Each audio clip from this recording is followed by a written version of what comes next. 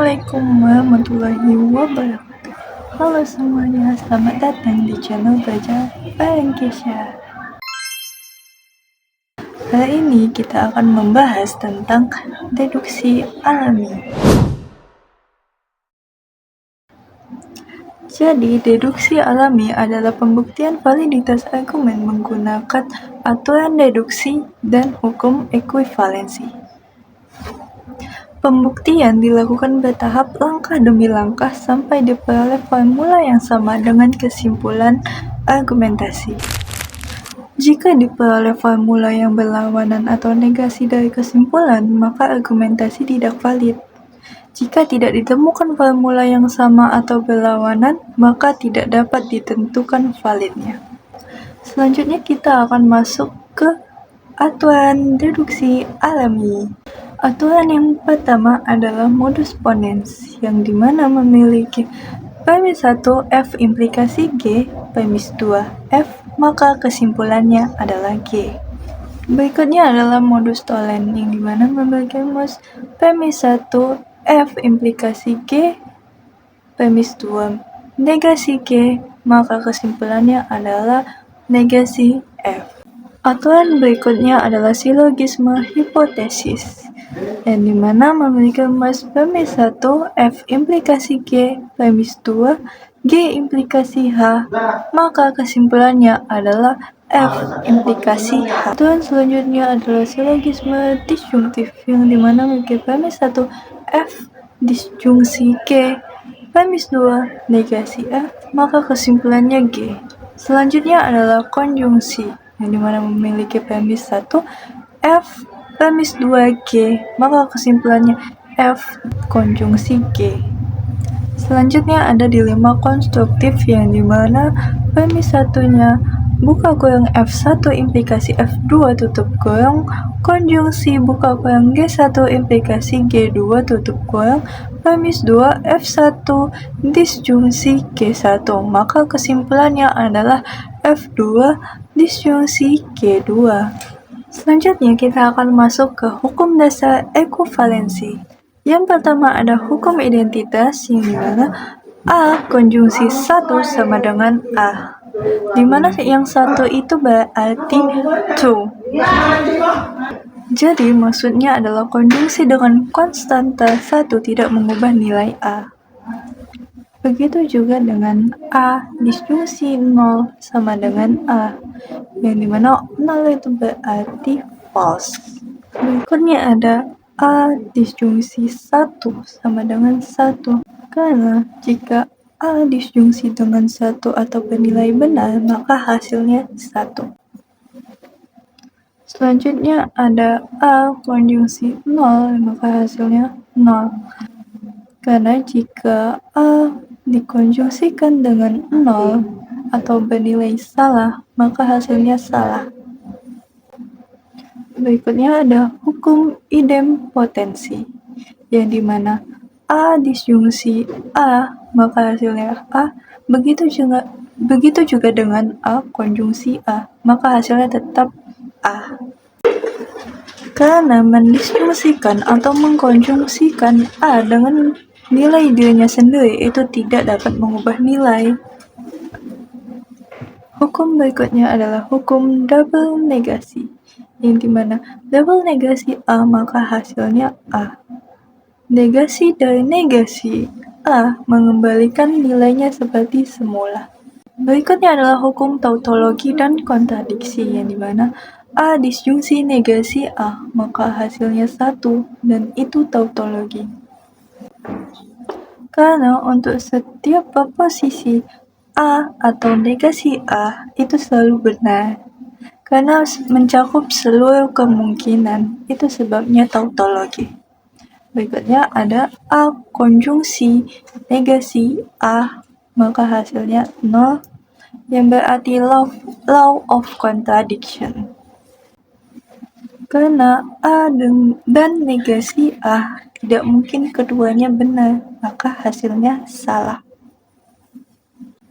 Berikutnya ada hukum distributif, yang dimana A konjungsi buka kurung B disjungsi C yang setara dengan A konjungsi B, disjungsi A, konjungsi C.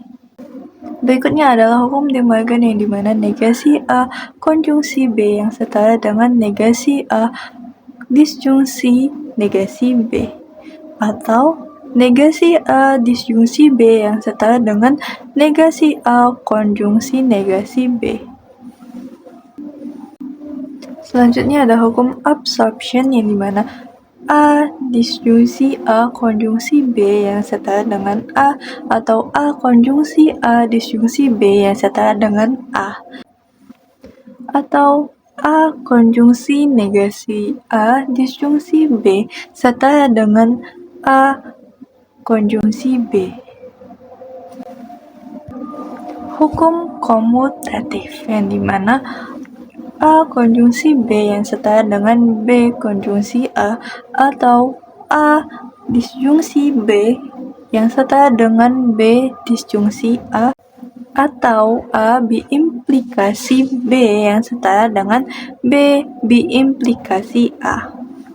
Berikutnya ada hukum asosiatif yang dimana buka kurung A konjungsi B tutup kurung konjungsi C yang setara dengan A konjungsi buka kurung B konjungsi C tutup kurung, atau A disjungsi B disjungsi C yang setara dengan A disjungsi buka kurung B disjungsi C. Atau bisa juga A biimplikasi B tutup kurung biimplikasi C yang setara dengan A biimplikasi buka kurung B biimplikasi C tutup kurung. Berikutnya ada hukum negasi kuantum, di mana negasi eksistensial X F setara dengan universal X negasi F. Penjelasannya adalah jika tidak ada satupun X yang memenuhi F, maka semua X harus tidak memenuhi F. Karena itulah kuanta eksistensial diubah menjadi universal dan F-nya dinegasikan.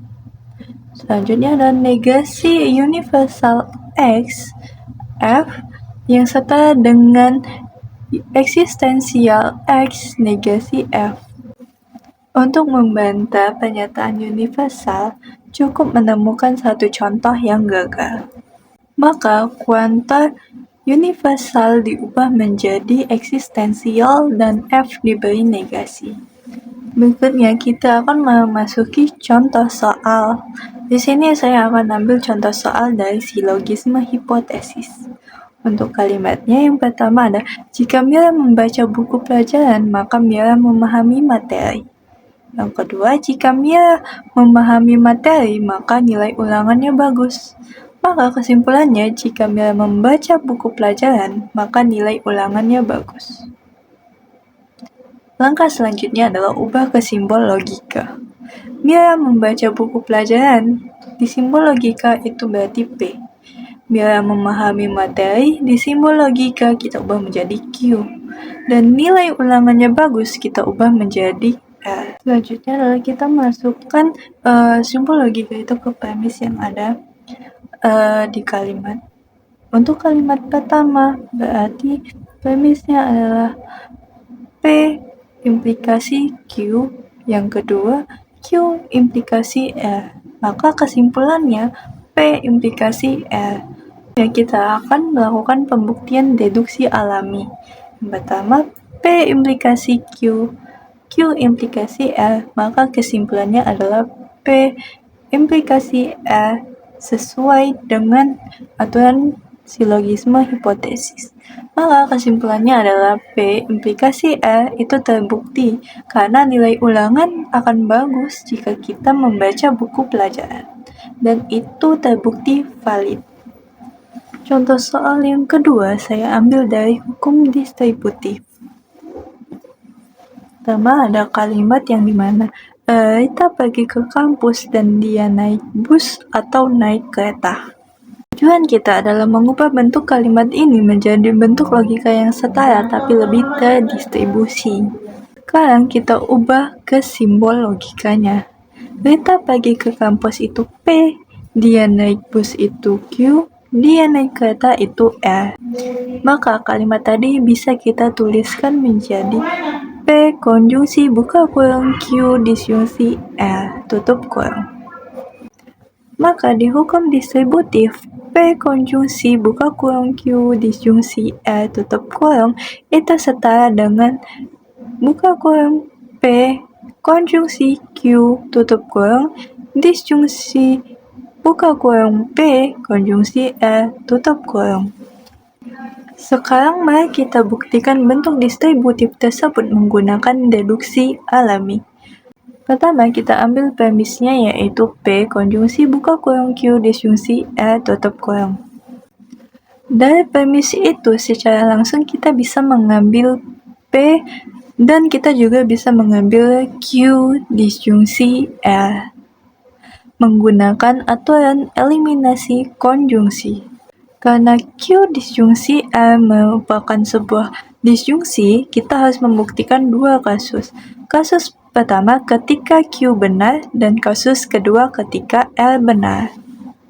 Pada kasus pertama, kita mengasumsikan bahwa Q itu benar karena kita sudah punya P dari langkah sebelumnya, maka kita bisa menggabungkan P dan Q untuk mendapatkan P konjungsi Q. Dan dari P konjungsi Q ini kita bisa membentuk disjungsi buka kurung P konjungsi Q tutup kurung disjungsi buka kurung P konjungsi R tutup kurung. Untuk kasus kedua, kita mengasumsikan R itu benar. Sama seperti sebelumnya kita sudah punya P, maka kita bisa membentuk P konjungsi R. Lalu dari P konjungsi R kita membentuk disjungsi yang sama, yaitu P konjungsi Q disjungsi P konjungsi R. Karena baik pada kasus Q maupun kasus R hasilnya sama, yaitu buka kurung P konjungsi Q tutup kurung disjungsi buka kurung P konjungsi R tutup kurung, maka dari aturan eliminasi disjungsi kita bisa menyimpulkan bahwa P konjungsi buka kurung Q disjungsi R tutup kurung memang mengarah ke P konjungsi Q disjungsi P konjungsi R. Jadi bentuk distribusinya terbukti benar atau valid. Selesai juga pembelajaran kali ini. Semoga kalian paham apa yang saya katakan. Maaf jika ada salah kata atau kata yang berbelit-belit. Saya harap kalian bisa memakluminya ya. See you. Assalamualaikum warahmatullahi wabarakatuh.